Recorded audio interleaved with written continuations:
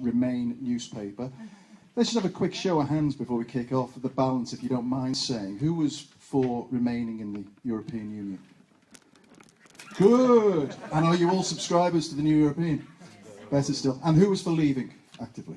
Okay, right, so disproportionate audience, but there we go. We've come to see Tim. It's my pleasure to introduce you to Tim Farron, who is the MP for Westmoreland and Lonsdale since 2005, and since 2015 the leader of the Liberal Democrats. He inherited a party in reduced circumstances, nice to say, from 57 members of Parliament to 8 today, and also campaigned very hard for Remain in the European referendum. So two bad things. And also a Blackburn Rovers fan. Sorry. Similar kits, but no. Currently third from bottom in the Championship, so it's not been Tim's year so far. But very pleased that you came here to talk to our audience about a number of issues. We only have half an hour, really, so please keep your questions short and to the point. Keep your answers short and to the point if you can. Tim, that'd be great. Unusual trait for a politician. But anyway, please, a round of applause for Tim, please. And I'm going to ask Annabelle Dixon, thank you, Annabelle Dixon, our group political editor, to kick off with the first question to Tim. That's great. That's your mic, Tim. That's your mic. Thank you very much. Thank you. Great. Well, I thought it was worth invoking the spirit of the Daily Mail with the first question. Please do, yeah. And asking if you're a whinging, contemptuous and unpatriotic Bramona, and why you're trying to subvert the will of the British people. Marvellous. So I think that the notion, as a Liberal, I'm used to over the last, whatever it is, 30 years of being a member of the party, of kind of two things. One is sometimes you lose elections and you accept it with good grace. And secondly, you never ever flipping give up. And the thought that somehow there is anything British about rolling over in the face of a narrow defeat is utterly and totally ridiculous. The issue of patriotism is interesting, though, because I think there are many people on what we'll call the centre-left in British politics who are quite squeamish about the whole notion of patriotism. I am not squeamish about patriotism. I am very, very patriotic. What we saw, amongst the reasons the referendum was lost, was because we allowed Leave to own the flag and own patriotism. I don't see how making the country tangibly poorer, less important, less powerful, less relevant in the world is anything other than damaging to your country and therefore an anti-patriotic act. So the Daily Mail are anti-patriots. I'm a patriot. Next one. Yeah. Sahida Mansour defected this week, which is disappointing, I'm sure. But on the basis that she thought that that we were being undemocratic. Do you think she's missing the point? I mean, far be it from me to say that that is a fill-in-the-blanks reason for leaving. And there are, should we say, other reasons potentially why she chose to move the Conservatives, because I think she felt there were openings for her. But anyway, we respect her. She's a peculiar character, given that hundreds and hundreds of Tories have joined the Liberal Democrats since the referendum because they thought we were the only party arguing for a pro-business stand. And in a democracy, as I say, you respect the result of an election, but what a peculiar place we'd be if we had to somehow change our opinions just because you narrowly lost. I don't remember, post-1975, those people who lost that referendum shutting up. I kind of think they kept on, and they were right to keep on. They've got every right to keep on. And in a democracy, there is never an end point. We are constantly debating issues, big ideas. Whatever side of the debate you're on, we should continue pushing them and discussing them and having opinions about them. And if you believe strongly in something, then you should carry on campaigning for it. And I would argue what is undemocratic is to take a vote that narrowly said leave the European Union and pretend that it said pull out of the single market, which was Margaret Thatcher's probably greatest legacy. to pretend that somehow a narrow vote to leave the institution of the EU was a mandate for a hard Brexit that wasn't on the ballot paper, and to decide that somehow severing our ties with all our European neighbours was what people voted for. That is a theft of the result. That is anti-democratic. Yeah. Hi, Tim. Hi. Is this on? This on? Yes. It is. Hi, Tim. Good to see you here. Tell me, simply, does Brexit mean Brexit for you, and can you promise that you're not going to push for a second referendum? Well, if anybody knew what Brexit meant, then Brexit would mean whatever that meant. To me, a rerun of the referendum in June is a stupid thing to do, anti-democratic, and also ever so most likely to be counterproductive. But the point is this.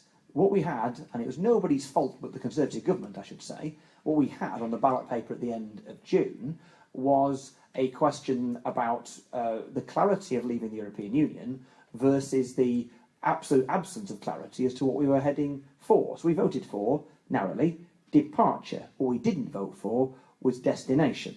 Go on, you wanted to follow up? Very quickly, Yep. thank you for coming back to me. We voted to leave the EU. The mandate is there to leave the EU. Now, we're not properly leaving the EU unless we have a completely fresh page, as it were. We need to fully repeal the 1972 European Communities Act.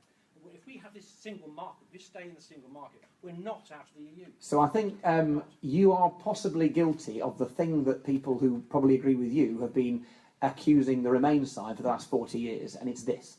People said, from 75 and onwards, I voted for the common market, not to be in the European Union. And the reverse is now the case. There are people, with respect, who are arguing that having voted to leave the European Union, we've also voted to leave the common market. That was not on the ballot paper, and to assume that people voting to leave the EU were also voting to leave Margaret Thatcher's single market is an absolute nonsense, and again, a theft of the result. We Go on. voted to leave the EU, Tim. We voted to leave the EU. We cannot fully leave the EU unless we repealed 1972. We simply cannot. We voted to leave the EU. So, I mean, did we vote? And I was told on numerous occasions. We're still under European law. Well, first of all, Daniel Hannan, Boris Johnson, and many others at the top of the Leave campaign told us that leaving the European Union would still mean staying in the single market. So let's take them at their word. Now, you may disagree with them, and I disagree with them on many things, just not that. And it takes, to my view, if you are actually going to argue for Britain's interests, staying in the single market, not access to it, because that's a load of baloney. North Korea's got access to the single market. Membership of the single market is a fundamental if you were for fair trade. And it's a really interesting moment, this, because at the point that Margaret Thatcher's single market legacy is trashed by the Tory party, that is the moment the Tory party ceases to be the party of business. It's chosen protectionism and nationalism over liberal free trade and the free market politics that they used to stand for. And my sense is that Theresa May is going to come under pressure. Either she gives in to that absolute severance agenda, or she gives in to the big business and small business community that has otherwise generally supported the Tory party. If you're in business and you are giving so much as a penny to the Tory party now, you are funding your own funeral. And many people are waking up to that day after day after day. That's a choice she's going to have to make. Either the party splits in two, or the party's funding source totally dries up. No, you're in dream world. Fewer than 40% of the electorate voted to leave the EU. That is not a majority, but you accept that was a democratic referendum. In my view, it isn't. I think the problem is, so you're right. I mean, there's a legitimacy issue here, and I think 37% voted to leave, 34% voted to remain, and everybody else just didn't vote. But I'm sorry, in a democracy, if it's in a simple plurality, then there you proceed on the basis of the majority vote. I think to do otherwise is just to inflame those people who would feel that their votes were being stolen. But the reality is their votes are being stolen by a hard right that is trying to recast a narrow majority for leave as if it was a vote for severance from the whole of the continent of Europe and towards, frankly, a little Englander nationalist agenda that nobody voted for. Because those people are the same people who believe in small government. They're the same people who believe that acting to rescue 400 desperate children in Calais before the camp closes next week, despite the fact they have a legal, never mind moral, entitlement to be in the United Kingdom, that I think somehow that is of no relevance and no importance whatsoever. So they thought that, and it was promoted by many people who should have known better, people like Gisela Stewart and others, who said that voting to leave the European Union was about taking back control, it was about making sure that we were able to open our borders to beyond the European Union and have immigrants from other places coming in, and we'd be able to stand tall on the national stage, when the reality is this appears to have been reinterpreted by the government as an opportunity for us to become a small government, small state, isolated place. Now, I don't think that's what many of the 52% voted for. So that is the anti-democratic situation. Let's just imagine, what would a hard Remain have looked like? So let's say it was a 52-48 vote for Remain. Would we all now be having dual language signs on the streets of Norwich with one sign being in Esperanto? Would we all now be changing the national anthem to Ode for Joy? Would we just be accepting the euro and signing up to Schengen? No, we wouldn't. That would be an absolute flaming outrage, because it would be a balanced result and you would respect the large minority that there were. The idea that you take a narrow majority for leaving the EU and leaving the EU only and reinterpret that for a mission and a mandate to make Britain a tiny, isolated, poorer place, that is an outrage. That is a travesty of democracy. Yeah. Hi, Tim. Nice to meet you. And you too. One of the things I was thinking about is that we've heard a lot about the broken promises of the Leave side, the 350 million to the NHS and so on. But I'm a climate change student, and I've been following climate policy news an awful lot. And in March, or at least around March, I think, the Department of Energy and Climate Change said they were working on a new plan to deliver climate policies for the UK, and they're going to sign up to the Paris Agreement. And that since has been said, oh no, we're too busy with Brexit, we don't have the time. Now, with the 350 million, that's kind of been dropped almost immediately, but there's a lot of other smaller pledges and policies like that, which have been brought in by this Conservative government, the latest one, which are now being said, oh no, we don't have time for this, we've got lots of other things going on, we're all dealing with the Brexit. You know, how do we hold those other policies to account in the middle of all this Brexit mess? Yeah. I mean, there's a practical issue, which is that unstitching 41 years of a relationship with the European Union means that there will be a paralysis in government. Whether you think it's a good thing or a bad thing, the cost in terms of civil service time is remarkable. I mean, given that one of the reasons or arguments for leaving the European Union was about cutting red tape, we've just about increased it 50-fold by doing what we have done. Having said all that, governments can use big crises like the Brexit negotiations as an excuse. We are, at the moment, the Liberal Democrats in the process under the leadership of Norman Lamb engaging in a new beverage commission, looking at how we, for the 21st century, can do what William Beveridge did for the 20th century, redrawing the NHS and the welfare state in a way which is sustainable and affordable, and which is ambitious, something that would genuinely make us proud, something to be genuinely patriotic about. And I'm reminded that not just William Beveridge, but Rab Butler, during the Second World War, managed to have enough headspace to first of all draw up the blueprint for a welfare state and a national health service, in the case of Rab Butler, to draw up a decent education bill and those reforms that followed. So if you can fight and win a war in Europe and decide and do those things at the same time, you can deal with Brexit and still tackle climate change, which frankly, despite all the things we're talking about here, is an even bigger threat to our future than leaving the European Union. Absolutely. There's a lovely Trudeau shirt on there. Yes, well done. Thanks very much. I was just wondering, so why do you think people voted to leave? Because I think a lot of it was not so much like an anti-EU thing, it was more like discontent with the status quo of like people, especially in the north, being kind of a bit unhappy with like the general status quo of things. So why do you think people vote to leave? Okay. I didn't, by the way. I mean, no, don't worry. I mean, and it would have been, you know, utterly understandable and fine if you did. We are a free society, and I think the. So first of all, I am not going to make the mistake and the anti-democratic mistake that Theresa May is making, and assume I know what people meant when they voted leave, because there's 17 million of them, and there were probably about 14 million different reasons. And so, but it strikes me there are a variety of reasons why people voted to leave.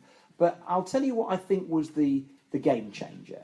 And that was, you know, I can say this as, you know, I think the only working class leader of a political party in the United Kingdom. It was the working classes in England especially, but especially in the north of England, choosing to vote to leave the European Union.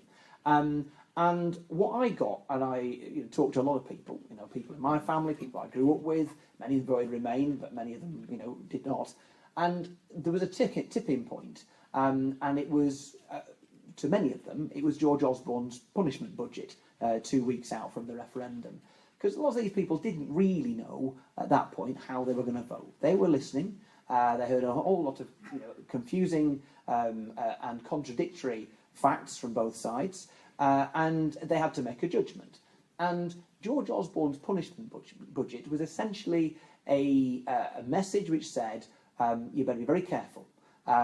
If we leave the European Union, your pension, your job, your savings, your foreign holiday, they're massively at risk, they might go.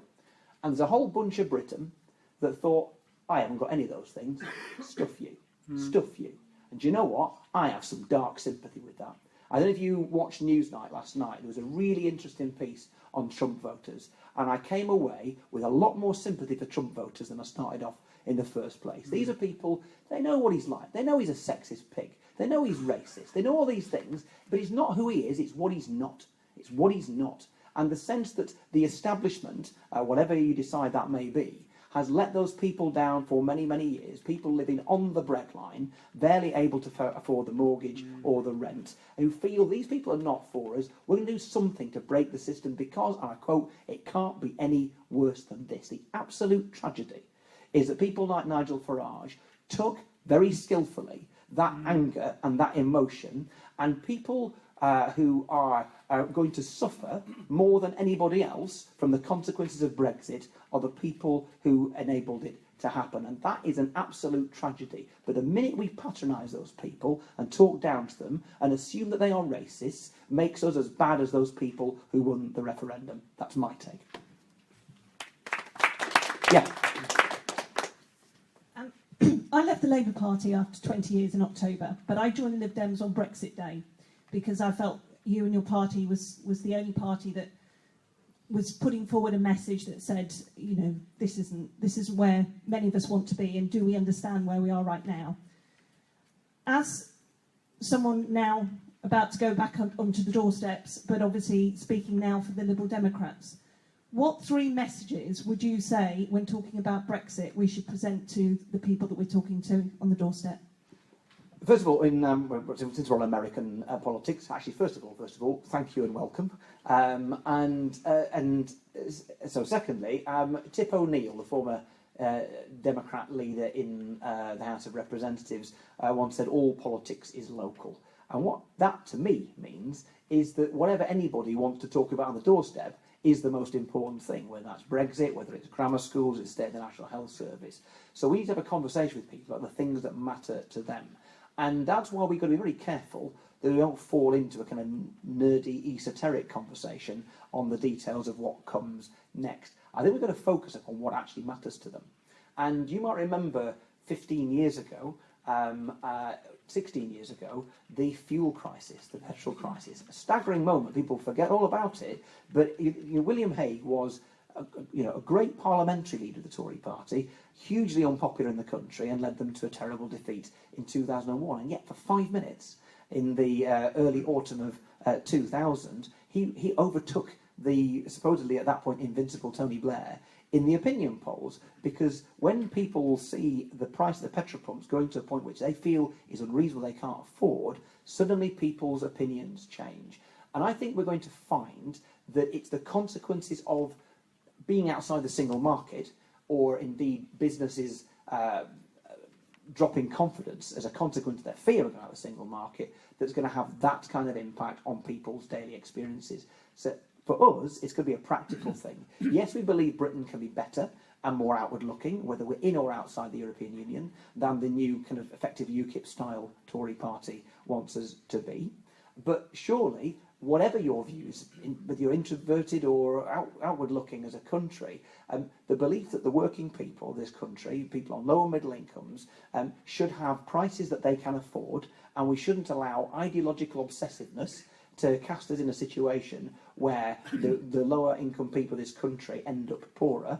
Those are arguments that I think are much more effective. So we're going to look at basically bread and butter issues and talk about, yes, our standing as a country. We may have voted to leave the European Union. We didn't vote to leave Europe, to throw back the phrases that were used at us during the referendum. And then I think fundamentally, it's about being at the table and being relevant. And we've had a little taste of this since David Cameron became leader of the Conservative Party. Arguably his first of many massive mistakes that have cost our country dear was leaving, and that's an odd thing this, but leaving the mainstream Christian Democrat group in Europe and joining, frankly, a bunch of lunatics.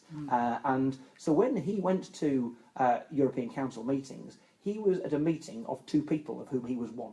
And not with Sarkozy when he was president, and not with Angela Merkel, and not with the mainstream, larger Conservative bloc. The problem is, not being at the table is what's cost Britain his last few years. We won't be at the table at all. When big things like Syria, climate change, international trade are talked about, we just won't be there. And if you're not at the party, you don't know what happened at the party, and you're not able to influence what happens afterwards. So it's about influence, it's about making sure that we protect the incomes and the well-being and the cost of living for people lower and middle incomes. And it's also about what kind of country are we? You know, there's a great sense, I think, from the referendum that it's no longer about whether we're in or out of the European Union. It's about a statement of what kind of country we are, outward-looking and decent, or insular and intolerant, and we choose the former. Yeah. Hi. My question is, in a post-Brexit world, what relevance does the passionately pro-European Liberal Party have? Well, I guess you could flippantly say, in a post Scottish independence referendum, what on earth relevance can the Scottish National Party have at all in Scotland, apart from it being a one-party state now? So I say that only semi-flippantly. You look back at what happened 2 years ago in Scotland, and by the way, that independence referendum hugely fractured Scottish society. It didn't just represent fractures in Scottish society, it caused them, and it has sustained them. And I sit alongside lots of SNP people who are nice people. You know, you'd agree with 85-90% of their manifesto. If you were me, I've not been through it and line checked it, but there and thereabouts. But there is a deep divide because the politics of identity has been imposed on a country that was once liberal, tolerant and peaceful in its politics. And if you unleash the politics of identity, it is very dangerous to put it back in the bag. And as somebody who believes in a united Britain and in a Britain that behaves in a unified and tolerant way, our job is to try and deal with those divisions and try to prevent further divisions, to prevent English nationalists doing to our society what Scottish nationalists have done in Scotland. So, you know, being on the wrong side of a referendum can have great benefits for a party that is sticking to its principles on those issues. Having said all of that, I would trade that result on the 23rd of June for almost anything, because I think the damage to, never mind our society, to our children. You know, I kind of hope, and I mean this in a benign way, I hope people like Nigel Farage, I hope people who led the Leave campaign live long enough to have to apologise to their children for what they've done to their future. Yeah. Leaving the EU. We're not really leaving the EU. I mean, we still have to do business with them. We still have to do business with Russia and China, although we have to be very much on our guard. We have to deal with the rest of the world, really. So we're not actually going to be really leaving. And also, we import £50 billion more goods than they do. We're in credit. So if they sort of say, well, we're not going to deal with you, that £50 billion worth of goods and services that we import they don't want. And one of the EU, I don't know, there's so many different types of politicians said, well, if that's the case, it doesn't matter, we'll just have to take the hit. And you go, what? You were actually going to say that you would prefer the business over European businesses not to do business with us? I mean, I don't think, when we leaving the EU is actually leaving the EU as such. We're going to be dealing with every country in the world where we used to do is deal without restrictions. Of course. We used to deal with every country, and in fact, but we can import anybody from Europe, which is, lovely as far as I'm concerned. But why can't we import? So the question is, what's the big deal about leaving the EU? It's not a big deal. Well, I really hope you're right. I really hope you're right. And the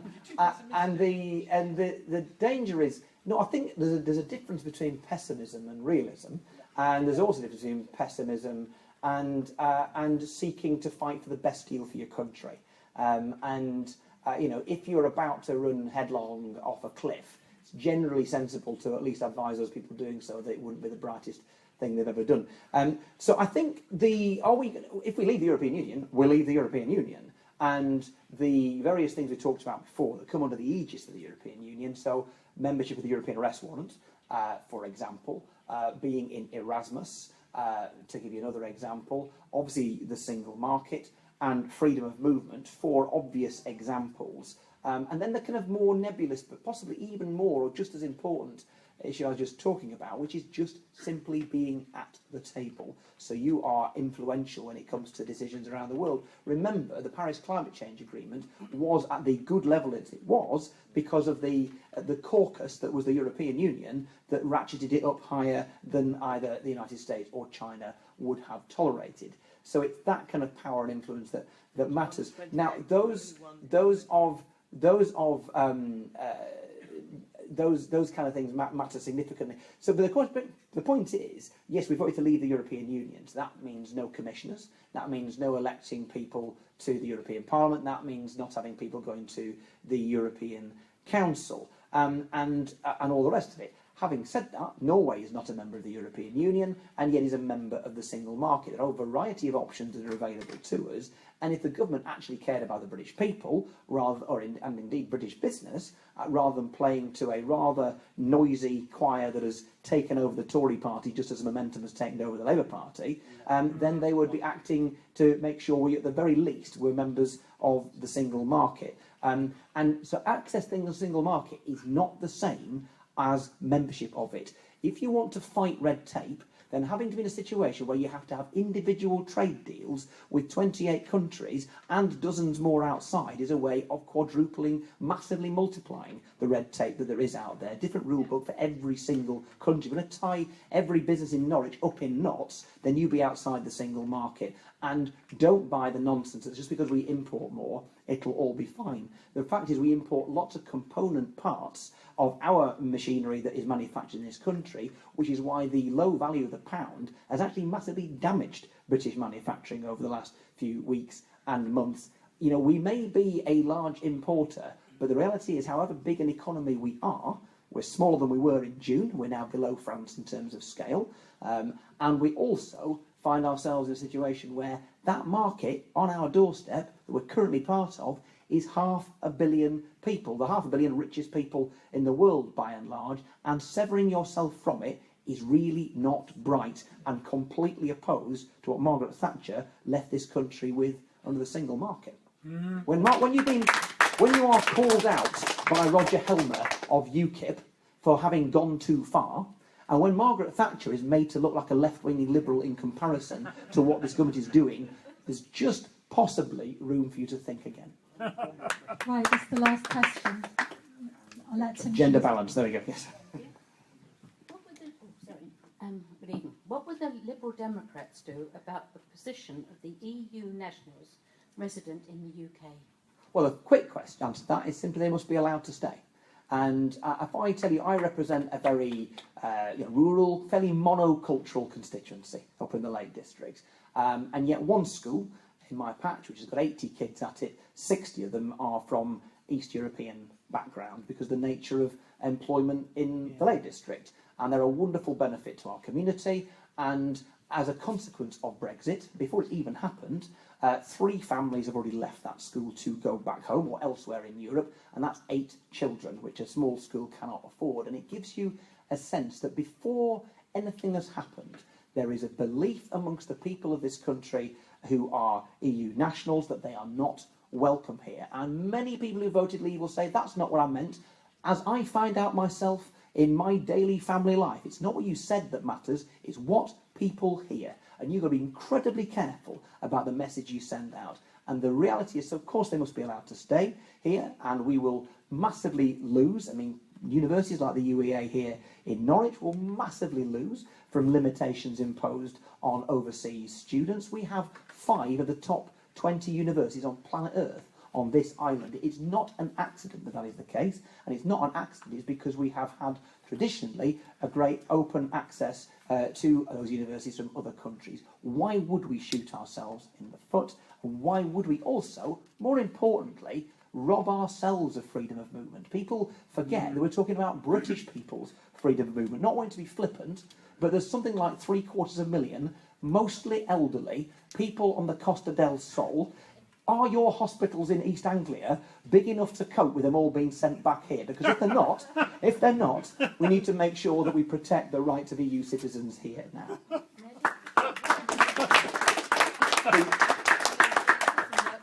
I think you're going to do that. I mean, I think there's got to be, if you like, an amnesty for people who are already here, and you provide them with a kind of visa which is indefinite leave to remain, effectively.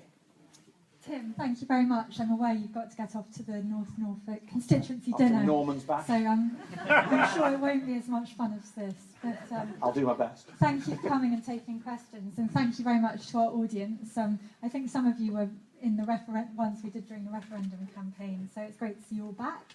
And we'll invite you back when Theresa May agrees to come and tell us what Brexit means. Yes. Thanks for having us, all of you guys, New European. Thanks for everybody who came. Actually, thanks to the relatively small number of people who voted Leave who came. Because what is fundamentally un-British is the lack of debate. And so I'm saying thank you for being here. Because we need that debate, and we need to make sure that when all said and done, we will stand or fall together as a country, whether we're in or out of the European Union. Why is it important that other newspapers, not the European Union, don't try and close down the debate? We've got to carry on talking, otherwise we become not very British. Thank you.